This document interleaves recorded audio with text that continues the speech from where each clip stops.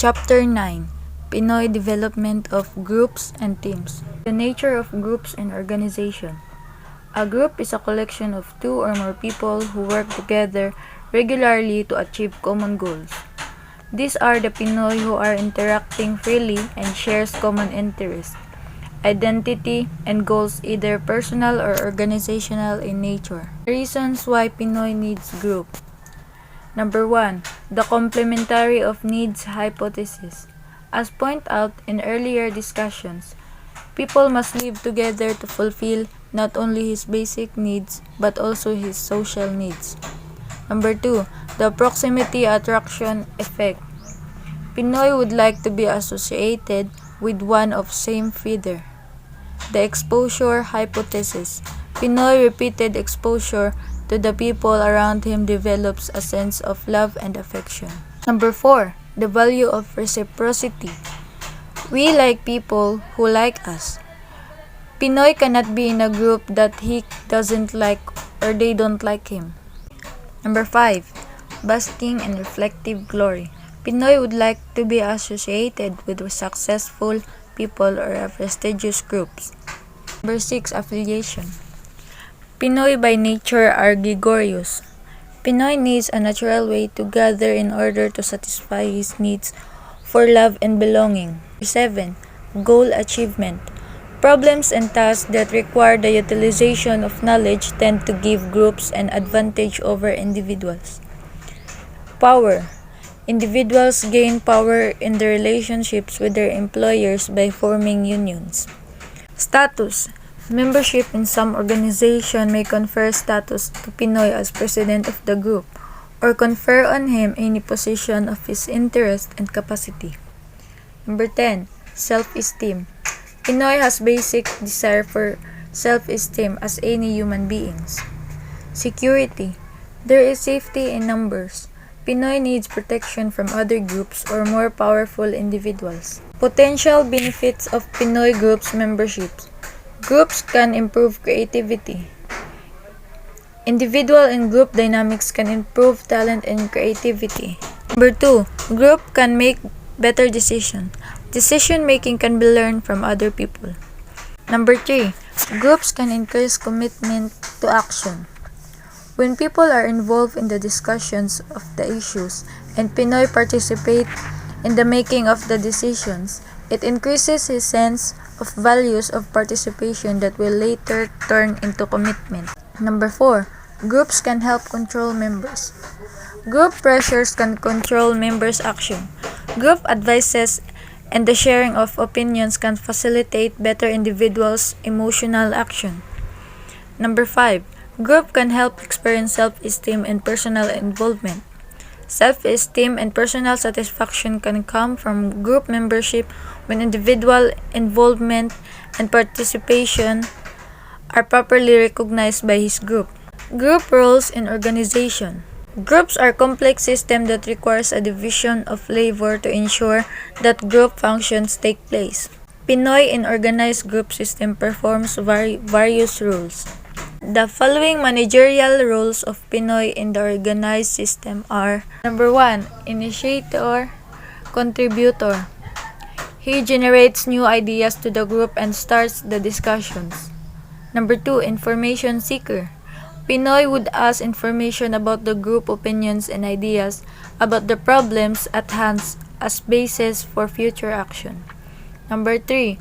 Opinion seeker, giver. The process that Pinoy would adopt in this situation is to ask opinion about the current issues at hand. Number 4. Elaborator coordinator. He explains new ideas and offers some examples to clarify the ideas as starting point for group decisions. Number 5. Energizer and evaluator. He stimulates the groups to a higher level of activity by motivating them to think on new ideas. Group techniques are useful for getting opinions efficiently from a set of people. The effectiveness of this technique can be measured in the readiness of the participants to share their opinion and the level of their mental and emotional involvement to participate. Group technique allows the rapid collection of a wide variety of views and information from a range of people. Pinoy managers must be sensible to some drawbacks in the use of group techniques. The types of group techniques. First, focus groups. A focus group brings together stakeholders and other experts to help refine the requirements of a system or to evaluate a particular system. Second, group discussions. Group discussions are based on the idea of stakeholders within the design process. Brainstorming. It is probably the oldest and the best known group method. This technique is designed to help in creative thinking in the initial system development. Implementing group work in the classroom. Group work can be an effective method to motivate students to active learning. Group work is one pedagogical strategy that promotes participation and interaction. In the final analysis, successful group work requires not only careful preparation and facilitation, but also regular reflections and reassessment after each group discussion or group work. Types of groups. Formal groups. An organizational is a collection of people created to do something productive that contributes to the success of the bigger organization. The classification of formal groups. Cross function, teams, or task force. This group is organized formally by the bigger group to address problems confronting the bigger organization. Project teams. Organizations with various projects organize this kind of a team to study specific and well-defined special projects. Virtual teams. These are people who work through the use of computers and aided technology. Second, informal groups. This is collection of people with common interest and banded together with same social activities. Classification of informal groups. Friendship groups. This is collection of people with the same interest and liking for each other due to same principles and philosophy in life. Interest groups. This is a collection of people with the same interest. Organizational work teams are components of the larger organizational setup that work on allocated specialized tasks. Work teams share a common purpose with complementary skills that work cooperatively. Rationale in establishing work teams. The global economy is fast changing and the organization has to go along these fast changes in industrial arena.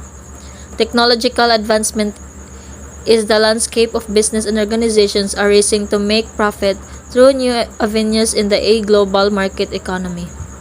Building trust to work teams. Team effort is a product of effective communication.